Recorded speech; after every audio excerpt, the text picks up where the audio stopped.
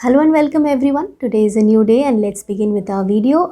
I'm Reshmi Mukherjee and in my channel you are tuned to find videos for the ISC, ICSC, CBSE topics. All are here, literature as well as language. And recently I've started with CBSE topic. So you will soon get all the class 9 and 10 topics and grammar discussed. So yes, and English topics, of course, nothing else, only English topics. Soon if you want, I will collaborate with the other teachers, the other subject teachers, so that you get everything in my channel. And yes, if you like it, don't forget to subscribe. Today's topic is Darkling Thrush. As I told you, few of the ISC topics are missing. So many are there but few are missing. So I will start putting them too so that you can prepare. Darkling Thrush is a significant, important poem. So it will come in 2 days. First day, follow this video. Complete explanation, figures of speech, theme. You can write, frame your answer from my channel itself. That's all. Hope you like it. If you like it, don't forget to hit the like button and also subscribe to my channel. Bye bye. Let's start. So let's begin with the Darkling Thrush written by Thomas Hardy. So this is the day 1 of the poem, and you know this is a poem which has a lot of explanation involved. So we will do the second part of it soon in the next class itself. So first begin with the first part which has a little bit of explanation. So let's begin. First we have to know that why did the poet suddenly think of writing such a poem, Darkling Thrush.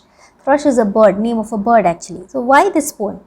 The time is the end of the 19th century, which is the Victorian era. Because of the Industrial Revolution and the changes brought about in the society, polity, economy, religious beliefs, he feels that all has changed. Civilization has decayed and he does not know what can bring back the hope to live. People lost faith in God and also in nature and its power. Hardy mourns the passing of agricultural society and saw little cause to celebrate England's industrialization, which destroyed the customs of rural life. This whole portion is extremely important to frame your answer. I have framed it for you because it is completely necessary. Of course, write it down in your notebook so that you can frame your answer. Don't copy everything. You can frame it in your own words. Okay? Because if you copy, that will be disqualified in your exam. So you must not copy, frame your own answer. What is it written over here? Very simple. During the Victorian era, listen to it like a story. During the Victorian era, what happened was, see, previously people had a lot of faith in God. Okay, they trusted God, they believed that God is quite like your father who protects you, who takes good care of you just like your father. He is the one who created you. Now what happened? During the Victorian era, Darwin, you must have heard of this name, Darwin, he came and told that this is no like supernatural creation or some very powerful presence of God. The thing is, actually your body have undergone certain changes, okay, adapted to the environment, to the nature outside, and thereby you have slowly changed from ape to man. Okay, so there is nothing uncommon that God has created you. You have just evolved from a particular type of species. When this was said, what will the religious people feel? That then God has no role to play over here. God has not created us then. And suddenly it seems like your father loved you and your father is not there for you. So in this situation, the people who were very religious, who trusted God a lot like their fathers, they felt a gap. Okay, they are just nowhere. Neither can they trust in their father figure, the God, nor they can find something else to depend on. Okay. Plus what happened? Science and technology developed at that time. Lot of factories were formed, then coal was found and engine, the steam engine was formed. So lot of technological development, scientific development also took place. Okay, due to all of this, people's motive changed from agricultural society, like they were no more depending on agriculture, and they were moving towards capitalization, industrialization, meaning there would be more industries, more labor force, and what happened, there were few people who were exploiting the rest of the people. I open a factory, my factory it is, so I make people work Okay, day in and day out, I don't pay them properly, I don't feed them properly, they keep working. So there are very rich people and there are very poor people. There is a disparity in the society. There is no emotion between each other, there is no love between two people. One people is enjoying too much, one person has nothing to eat even, they are hungry. Okay. So this was the situation in the society. They were not bothered about the environment any longer. They were not taking care of the environment at all. And all of this, this had an impact on the poet's mind. That what is this society? Okay, when he was writing this poem, it was the end of 19th century, near the end of 19th century. So he felt it is not just the end of a century, it was the end of everything, because hope in the person for which one person lives, the hope, that is only destroyed totally in this Victorian society. So that is the end of everything. Coming to stanza 1. I leant upon a coppice gate. What is this? This particular gate is an area, as you can see in this picture. I'll go back to the first picture. You can see in this picture, very sorry, I think I did not, yes, this picture. You can see over here that this man is standing near this gate in this picture, right? This is a gate. If you open the gate, you can see a forest land, okay, a stretched forest area. So here also there is an area of woodland where trees are periodically cut for better growth. Generally, what will people do in the agricultural society? They will take good care of the trees. During the cold winter season, everything will dry out, no? So at that time they will cut the branches and they will trim it so that the trees stay in a proper condition, so that next spring they grow better. But here nothing as such is done. Just in the introductory part, I told you that people have stopped caring for nature, for the elements of nature like the trees or anything. They worry about nothing except their own profit. When frost was spectre grey meaning ghost like. You must be knowing, in these areas in winter season it is compared to death. Everywhere you can see just ice and snow and wind, cold wind blowing. It is extremely bad weather over there, just like our summers. So when frost was spectre grey, so he is comparing frost like the ghostly grey color. It is personification. Frost, F is capital, right? Which means that frost is compared to the characters like human characters, right? And winter's dregs, winter is also personified. Winter's dregs means the leftovers of the winter season, made desolate. What has it made desolate? So during winter, what will people do? They will just leave the road and just get inside their house, isn't it? Because it is extremely cold outside, not so comfortably cold as we feel over here. That is extreme cold in those countries.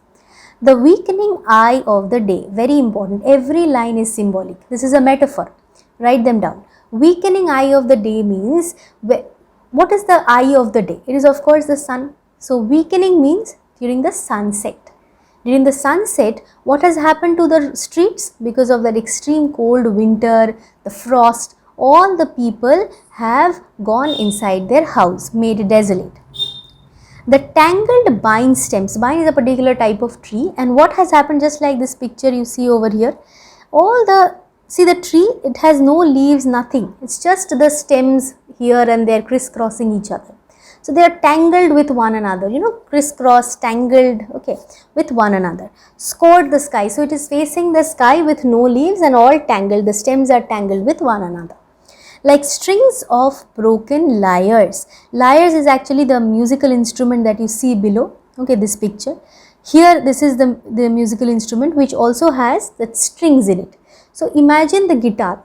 When the string is torn, it will just face towards the sky without being stringed properly, right? It is just like that branch of the tree which has no leaves. It is just open from everywhere and just facing the sky. It is compared to that musical instrument.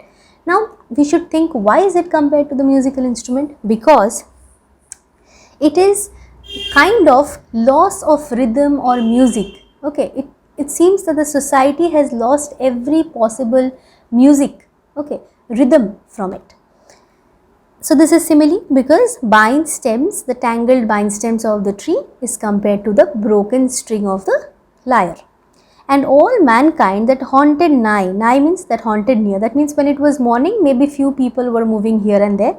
Now that it is the weakening eye of the day, meaning now that it is evening, all the people have sought their household fires. They have run inside their homes to sit by the side of the fireplace for warmth, because nowhere else they find that warmth. You can compare this to the cold within. Remember class 10 topic?